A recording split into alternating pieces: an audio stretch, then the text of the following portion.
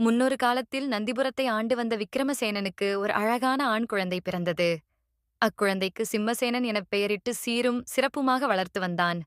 ஆனால் சிம்மசேனனோ சிறு வயது முதலே பெரியவர்களையும் தாய் தந்தையரையும் மதிக்காமல் தன் கருத்துப்படி ஆணவத்துடன் வளர்ந்து வந்தான். அவனுக்கு 8 வயது நிரம்பியதும் கல்வி மற்றும் அனைத்து கலைகளையும் கற்கும் பொருட்டு குருகுலத்திற்கு அனுப்பி வைத்தார் மன்னர். அங்கும் அவன் யார் பேச்சையும் கேட்பதில்லை. குருவையே மதிப்பதில்லை. அவனுக்கு எப்படி புத்தி புகட்டுவது என்ற யோசனையில் இருந்தார் குரு. அந்த குருவிடம் மிருகங்களை வசியம் செய்து அவர் நினைத்தபடி ஆட்டுவிக்கும் சக்தி இருந்தது. அதை உபயோகித்து அவனை திருத்தவும் ஒரு வழி கண்டுபிடித்தார். ஒரு நாள் அனைவரும் ஆற்றில் நீராடிக் கொண்டிருந்தபோது இளவரசன் மட்டும் கரையில் அமர்ந்து ஆற்றுக்குள் கல் வீசி விளையாடிக் கொண்டிருந்தான். தூரத்தில் தண்ணீர் அருந்திக் கொண்டிருந்த சிறுத்தையை தன் வசிய சக்தியால் ஈர்த்து இளவரசனை துரத்தும்படி பணித்தார் குரு. சிறுத்தை இளவரசனை துரத்த ஆரம்பித்ததும் ஐயோ என்று அலறியபடி அடர்ந்த காட்டிற்குள் ஓடத் தொடங்கினான். இளவரசன் அடர்ந்த காட்டினுள் ஓடிய இளவரசன் வெகு தூரம் ஓடிக் களைத்து ஒரு பெரிய மரத்தில் ஏறி அதன் உச்சிக்கிளையில் அமர்ந்து கொண்டான். துரத்தி வந்த புலி அவனைக் காணாமல் அங்கேயே சுற்றி சுற்றி வந்தது. பசி வயிற்றைக் கிள்ள பயமும் அசதியும் சேர்ந்து கொள்ள அப்படியே தூங்கிப் போனான். திடீரென விழித்துப் பார்த்தபொழுது சிறுத்தையை காணவில்லை. சூரியன் உச்சியிலிருந்தான். பசி, களைப்பு, பயம், கவலை இவற்றால் கால் கை நடுக்கமுற என்ன செய்வதென்று புரியாமல் விழித்தான் இளவல்.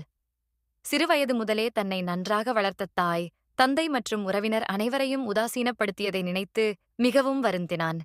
தன்னுடன் பயிலும் அனைத்து மாணவர்களும் குருவிடம் எவ்வளவு பயபக்தியுடன் நடந்து கொள்கிறார்கள். நான் மட்டும் ஏன் இப்படி இருக்கிறேன்? மற்ற மாணவர்கள் குருவுக்கு செய்யும் பணிவிடை களையும் நினைத்துக் கொண்டான். அதில் ஒன்றை கூட தான் செய்தது இல்லை. அதனால்தான் இத்துன்பம் நேர்ந்தது என்று நினைத்து வருந்தினான். உடன் அங்கேயே குருவை மனதில் நினைத்து வணங்கினான். குருகுலத்தை சென்று அடைய வழிகாட்டும்படி மானசீகமாக குருவிடம் வேண்டிக் கொண்டான். அடுத்த நொடி யானையின் பிளிரல் சப்தம் கேட்டது. கீழே உற்று நோக்கிய இளவரசன் யானை ஒன்று தனியே நடந்து செல்வதை கவனித்தான். யானையின் பின்னே சீரான இடைவெளி விட்டு நரி ஒன்று செல்வதையும் பார்த்தான். யானைகள் தண்ணீர் இருக்கும் இடத்தை கண்டுபிடிக்கும் திறன் பெற்றவை என்று கேள்விப்பட்டிருக்கிறான்.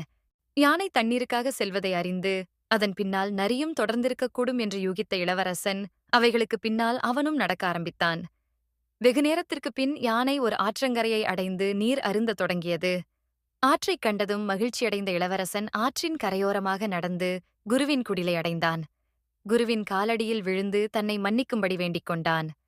நாடாள வேண்டிய மன்னன் தவறான வழியில் செல்வதைத் தடுக்க இச்சிறு நாடகம் நடத்த வேண்டி வந்ததை எண்ணிய குரு அதன் பிறகு அவனுக்கு கற்பிக்க வேண்டிய அனைத்து கலைகளையும் கற்றுக் கொடுத்து ஒரு நல்ல நாளில் மன்னரிடம் அனுப்பி வைத்தார்.